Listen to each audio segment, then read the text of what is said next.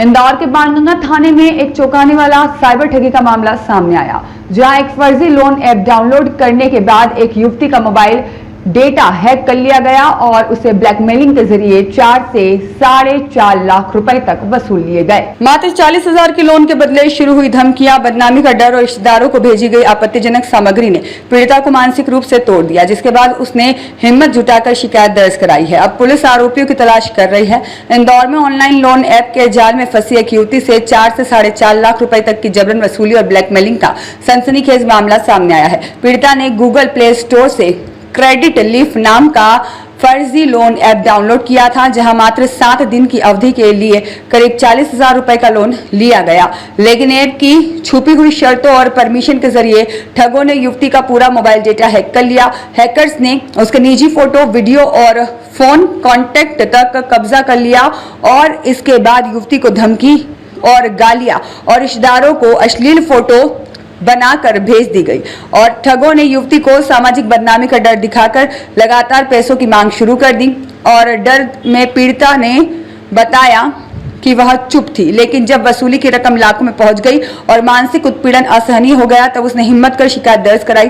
जांच में सामने आया कि फर्जी ऑनलाइन लोन ऐप का गिरोह पहले मोबाइल का डेटा चुराता है, फिर उसी के आधार पर दबाव बनाकर भारी भरकम रकम ऐंठता है। पुलिस ने मामले को गंभीरता से लेते हुए सभी डिजिटल एविडेंस जुटाना शुरू कर दिए हैं। इस घटना ने एक बार फिर साबित कर दिया है कि आसान लोन के लालच में लोग किस तरह साइबर अपराधियों के निशाने पर आ जाते हैं।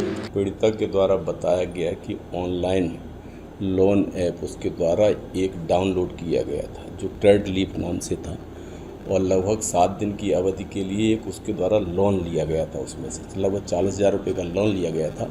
उसी पर से उस साइबर फ्रॉड करने वाले लोगों के द्वारा जबरन वसूली और ब्लैकमेलिंग का काम करना चालू कर दिया।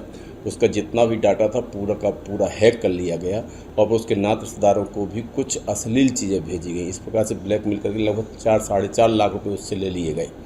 सब घटना को संज्ञान में लेकर के और विवेचना जारी कर दी गई है। सारे साक्ष्यों को जुटाया जा रहा है। जो भी तथ्य आएंगे उसके मुताबिक आगे वैधानिक कार्रवाई की जाएगी। महिला कैसे इनके संपर्क में थी?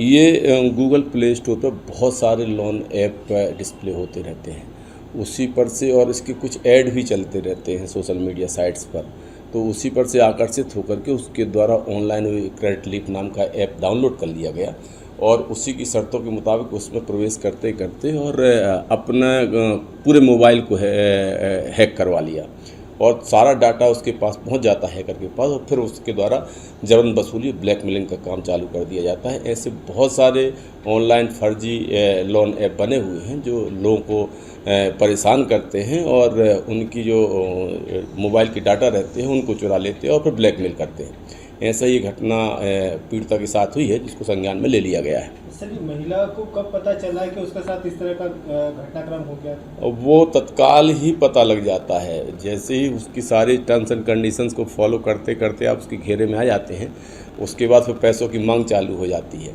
लेकिन लोग सामाजिक ये ताना बाना रहता है, वो उस पर किसी प्रकार का वो ना हो, तो इस कारण से पहले बताते नहीं हैं जो पीड़ित पक्ष रहता है। फिर धीरे धीरे जब उसकी ज़्यादा गिरफ्त में आ जाते हैं तब फिर वो घटना को संबंधित एजेंसी के संज्ञान में लाते हैं।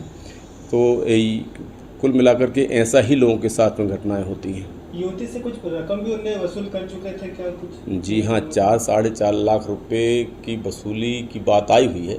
वो सारे तथ्य शामिल डायरी किए जा रहे हैं।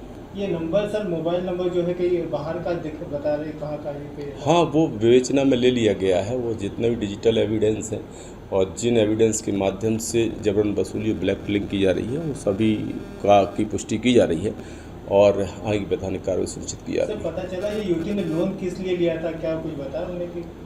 लोन लेने का मूल कारण यही है कि कोई ना कोई आवश्यकताएँ रहती हैं और सामान्य शर्तों में, चूँकि सोशल मीडिया में ऐसे ऐप चलते रहते हैं कि सामान्य शर्तों में लोन मिल रहा है और कुछ फ़ायदे की भी बात होती है और उसी के घेरे में आकर के लोग बाग इसका शिकार होते हैं। क्या उम्र होगी सर इस युवती की? युवती की उम्र लगभग 30-35 साल बताई जा रही है। बाकी और भी सारे जो प्रकरण से संबंधित साक्ष्य हैं उनको संकलित किया जा रहा है।